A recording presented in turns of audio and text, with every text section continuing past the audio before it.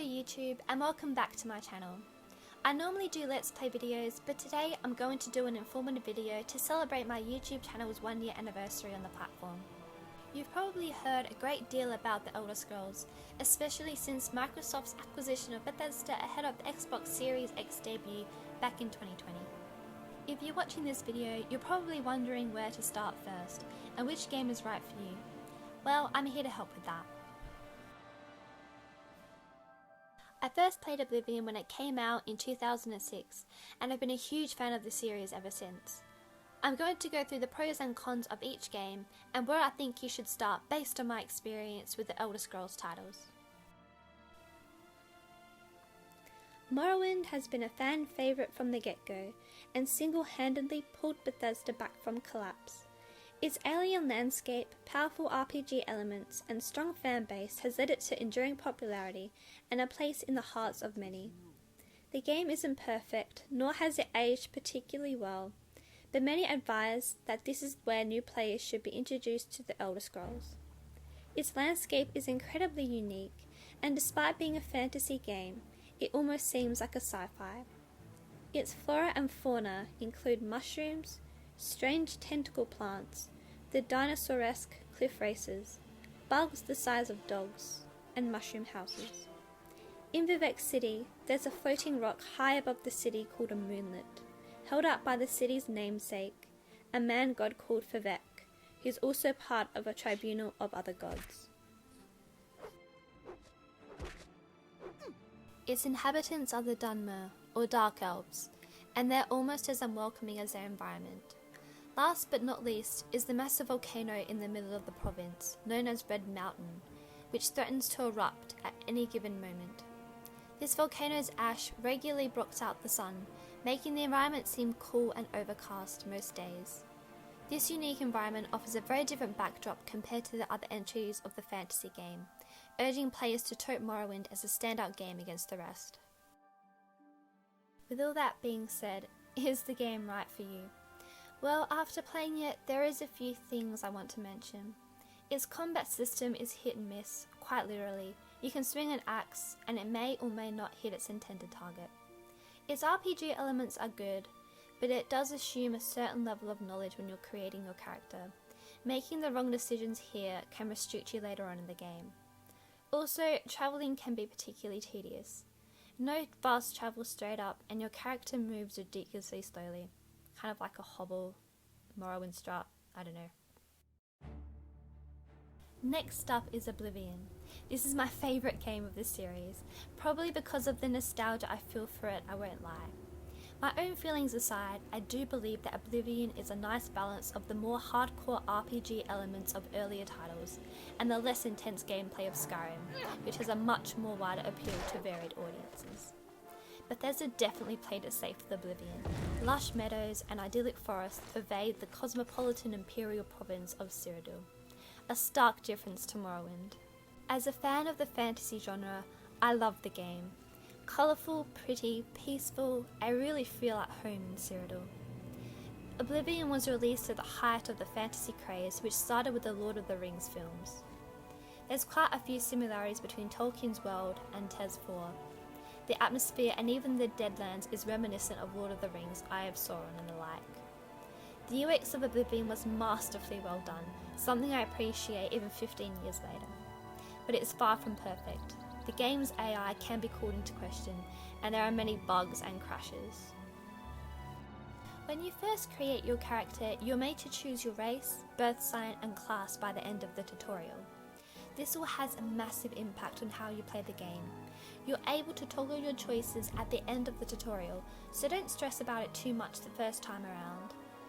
If you don't want to have to do the tutorial again, which in itself is a long dungeon run, I suggest saving before you exit the sewers.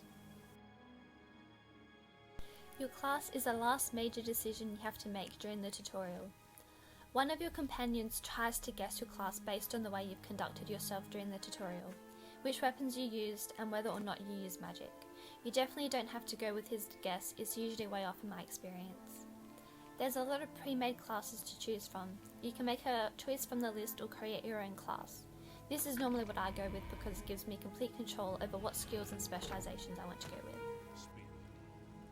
After finally escaping from the starting dungeon, you have free reign over what you do next. There's the looming main quest with a somewhat annoying sense of urgency, which I tend to ignore. And there's the temptation to go and do your own thing. It's up to you. The wonderful thing about this game is the freedom to explore a wide open world, and Cyrodiil is a beautiful place to do just that. Up next is Skyrim. Skyrim is the game which introduced the majority of people to the Elder Scrolls universe, and I love it for that. A lot of people criticise Bethesda for watering down a lot of the RPG elements in Skyrim, which existed in previous TES titles. But depending on your preferences, this may not actually be a bad thing. Let me explain why. A lot of the choices made upon character creation in the mainline games before Skyrim have a huge impact on your character and can also have a detrimental effect on things later on in the game. Online, you'll see people giving highly technical advice on how to min-max your character, which honestly gives me a headache. People who play video games don't always want to read a manual on the best way to min-max their character for maximum efficiency, and bang their foreheads in frustration when their early game decisions are hindering their gaming experience. They may just want to unwind after work. If you want to be a hardcore role-playing gamer, that's cool, but not everybody does. Skyrim gets you to pick your race, and that's the only commitment you have to make early on. The game does away with the birth signs and instead gets you to choose a Mundus stone that'll give you powers and boost your character. And if you want to try a different stone to see the effects, you can. You're not locked in any way. They have a new skill system where you can choose to put points into skills once you level up. Now onto the environment. Skyrim came about at around the same time as The Witcher, Game of Thrones and Dragon Age. They all follow a similar theme and aesthetic. Snowy fantasy, dragons. Dragons play a huge role in Skyrim. You play a powerful prophetic figure known as the Dragonborn. Somebody with the blood and power of a dragon, destined to save Tamriel from a looming threat. As compared to Cyrodiil, the environment is a lot less colourful, very snowy and barren. The Nords have a Viking-like culture, a hardy warrior constitution, and are very hostile towards most other races, particularly magic users. Skyrim is currently war-torn. Along with the fresh dragon problem, it all makes for a fun gaming experience. Admittedly, I haven't played Skyrim nearly as much as Oblivion, but from what I've seen, it's the most ideal suited to new players. Last but not least, there's ESO, or the Elder Scrolls Online. I played this game a lot in 2020 due to COVID, and it's probably one of my favourite games ever. It's very different to other Elder Scrolls games, but it's also not a mainline Elder Scrolls game. It's an MMORPG, a game to be played online with others. This doesn't mean that you have to play with others, I certainly don't. But if you enjoy playing with friends, you can definitely do that. From a lore perspective, this game is phenomenal. It gets people excited about the Elder Scrolls.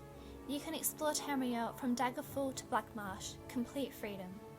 The quests and characters are amazing, and cannot speak highly enough about it. A lot of the veteran Elder Scrolls players don't like ESO, and I can understand, MMOs aren't for everyone, but I definitely recommend it. The environments are varied and beautiful, and the chapters exciting. The devs put a lot of effort into the game, and it definitely shows. So, if you wanted to explore more of Tamriel and read up on more of the lore, I definitely recommend playing ESO. The base game is all you need to start off with. Ultimately, there is no right or wrong answer as to where to start your Elder Scrolls journey. Morrowind is great if you're into more of the RPG elements, enjoy quirky landscapes, and you don't mind reading a lot of on-screen text. I'd recommend perhaps playing a modified version if the graphics put you off in any way. Oblivion is a good balanced introduction to the Elder Scrolls. You can really get into the role-playing aspect and fine-tuning your character to play a certain way.